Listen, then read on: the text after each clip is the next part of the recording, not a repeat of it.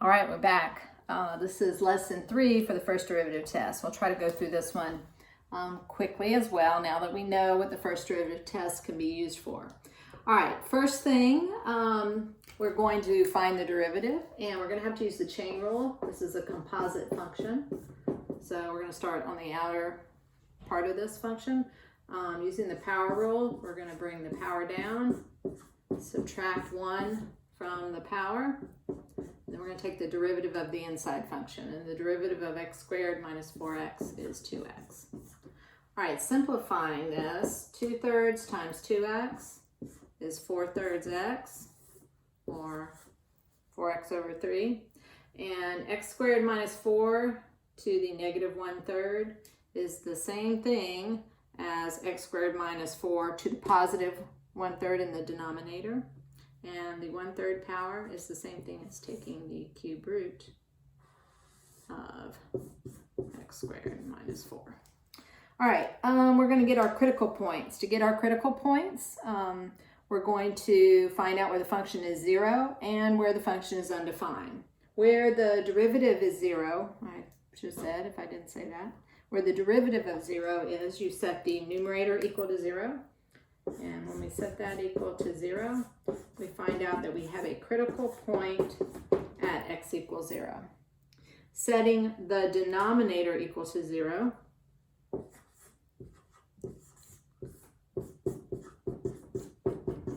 we're going to divide both sides by 3. This is where the original function will be undefined. If we cube both sides, we're going to get x squared minus 4 is equal to 0. X plus 2, x minus 2 are the factors of that denominator. And that'll give us 2 places where the original function is, where the derivative is undefined. At 2 and at negative 2, not the original function. The original function, by the way, is defined everywhere. You can take the cube root of all positive and negative numbers and you can square them. You can square any value and subtract 4 from this original function is continuous everywhere. But the derivative is undefined at these 2 points. Okay, not the original function. So these are not going to be asymptotes, these 2 critical points. These are probably going to be what we call cusps. It's going to be where the graph might come to a point, and it's not differentiable at those 2 points, okay? There's not one single tangent line there. So at x equal negative 2 and x equal positive 2 are our other critical points, all right? So I'm gonna erase some of this, although I do want to keep my derivative, so I'll keep that part of my derivative. I don't want to stretch my memory too much, I might forget. All right, so we also have x equal 2 and x equal negative 2. All right, we're going to do a sign analysis of our first derivative to determine the intervals where the graph is increasing and decreasing. And then hopefully that will also be able to determine relative maxes and relative mins. And then I can possibly put this together with a rough sketch. Knowing the second derivative is going to help us really get our sketches more concise, and we'll have more information about the graph, but that's for another day. All right, so we're going to do a sign analysis of the first derivative. I'm going to do it in a different color since everything's going to get a little crowded here since I don't have a normal chalkboard or whiteboard. All right, here's my derivative, my sign analysis. I have 3 critical points I'm interested in: 0, 2, and negative 2. So just think of this as a normal number line. At x equals 0, my derivative was 0. At x equal 2, my derivative was undefined. At x equal negative 2, my derivative was undefined. Okay, now that I have 3 critical values, it divides my number line into 1, 2, 3, 4 sections. Divides it up. So I've got from negative infinity to negative 2 is one section, between negative 2 and 0 is another, and so on. So there's 4 total sections that I need to analyze. I'm going to pick a test point in each section to determine if it makes the derivative positive or negative. If it makes the derivative positive, I know my original function is going to increase on that interval. If it makes the derivative negative, we know that it will be decreasing on that interval. All right, I'm going to pick -3. When I plug in -3 into the derivative in the numerator, a -3 is going to make the numerator negative. When I plug in a -3 in the denominator, a -3 squared is positive 9, minus 4 is a positive. The cube root of a positive is a positive, times 3 is a positive. So the denominator will end up being positive. A negative numerator divided by a positive denominator is a negative. So I now know that because the derivative is negative on this interval, my graph is decreasing on this interval. I know that my original graph decreases from -infinity to this critical point of -2. Okay, I already know that just from analyzing the sign, positivity, negativity, I have trouble with that, of the derivative.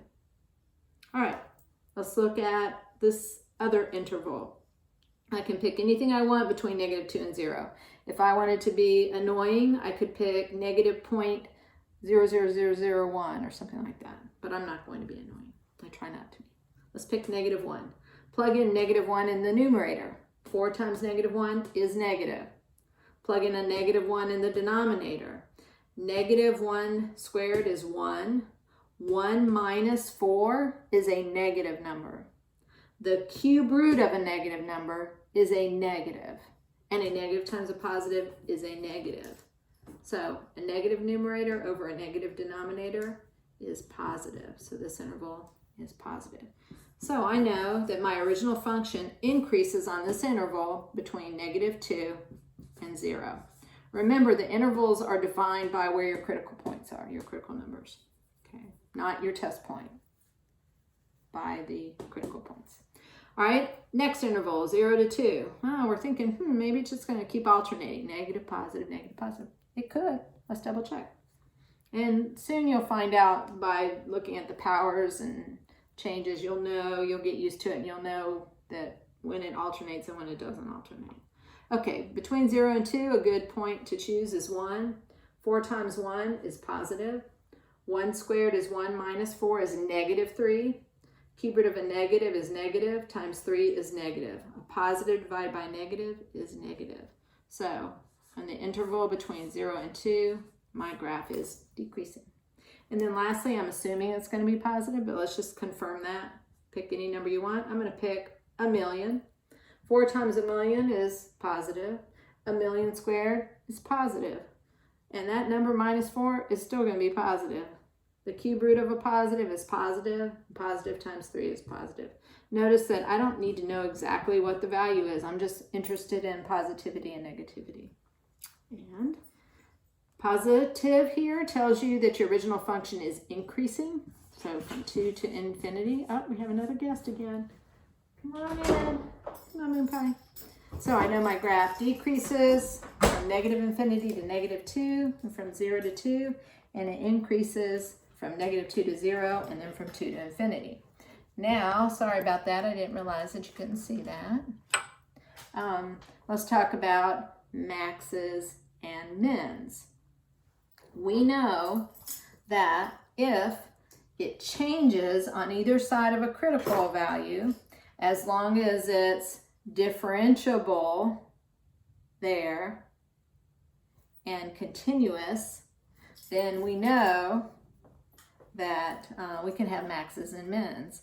Now, because these values are actually defined in the original function, these are actual points. So knowing if it's increasing and decreasing will tell us if it's a max or a min, okay? So this first critical point at -2, it decreases on the left and increases on the right. If it decreases on the left and then increases, do you have a max or a min? You have a relative minimum. So I have a relative minimum at x equal -2, comma, I don't know what the y value is. I'm gonna have to figure that out, which I can do in a minute. I'll come back to that. At 0, it increases and then it decreases. So if it increases to the left and decreases to the right, you have a relative max. So I have a relative max at 0 comma something. Let me write that up here, make sure it'll fit. Sorry, I'm running out of room here. I'll try to use my space better next time. And I'll get the y value in a minute. Lastly, my last critical point is x equal 2. It decreased on the left and then it increased, so that's also a relative minimum at x equal 2 comma something. All right, reviewing. I do want the y values of these points. It's very important when you're talking about maxes and mins. The y value is what determines maxes and mins, so I need the y values. How do you get the y value? You always get the y value from the original function. So go back to your f of x function, that was the original function. When x is 0, plug in 0 and see what y is. 0 squared is 0, minus 4 is negative 4.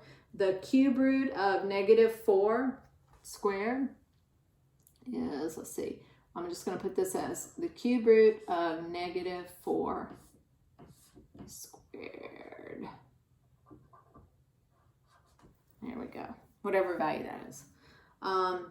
Negative 2, plug in negative 2. Negative 2 squared is 4. 4 minus 4 is 0. The cube root of 0 is 0 squared is 0. Same thing's going to happen when you plug in a positive 2. You're going to get 0, 0. All right, so now on my graph, let's see, I'm going to erase a lot of this. I think I can.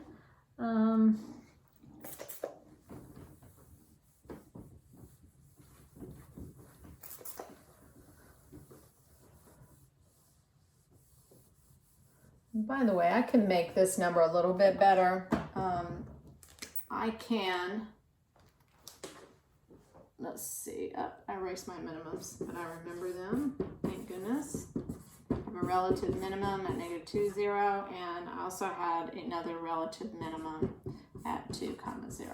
My relative maximum at 0 comma 4 to the negative 2/3 can also be negative 4 squared and then take the cube root of that. So I can also rewrite that as the cube root of 16. That's a little bit better because that's going to give me a little idea of how to graph that. I know the cube root of 1 is 1, the cube root of 8 is 2, the cube root of 27 is 3. So the cube root of 16 is in between 2 and 3 somewhere. So I don't need a calculator. I can just kind of estimate that. Makes it a little bit easier. So negative 2 comma 0 is right here.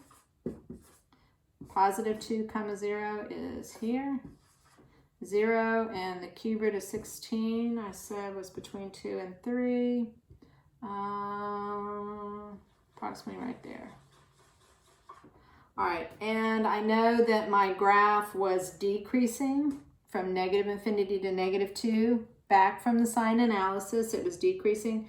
We don't know the exact shape yet as far as is it decreasing with a bend like this or is it decreasing with a bend like this. But we'll learn that in the second derivative test. And we could actually find out how the slope changes on that interval, which is the second derivative. So we'll just wait on that, okay? And we'll talk about the concavity, which bend it will have, a bend this direction or a bend this way when we do the second derivative. I know between negative 2 and 0, my graph was increasing, so it has to increase up to this point. Again, I'm not sure of the concavity. I know the concavity because I know this graph, but we'll learn about the concavity in the second derivative test. From x equals 0 to 2, the function was decreasing again from our sign analysis, so it has to go down here. Don't worry about the bend yet. And then lastly, I know it increased from 2 to infinity. So this is our little famous W graph. Woo, for woohoo, we're done. So relative minimum, relative minimum, relative maximum. And then you can also see from this graph, because it doesn't decrease again after 2, it continues to increase, the graph will never go below this point. So we could actually promote our relative minimums to absolute minimums now, because I know there's not going to be any points below them. So they get a little promotion. You are now absolute, absolute. Those are both absolute minimums. There's nothing below that. So the absolute minimum value of this function is y equals 0. There's nothing lower than that. The absolute maximum, as you can see, doesn't have one. It goes to infinity. So this relative minimum does not get relative maximum doesn't get a promotion. It's just relative within its little area. It's the highest point in its neighborhood. Not for the whole thing, but just in that area. All right. I think that's it. If you want an application, like a word problem where we go through and we do everything with that, let me know. Otherwise, I'll just wait for the next request. Hope this helps. It's fun, huh? If you want some practice problems, let me know too. All right. Take care.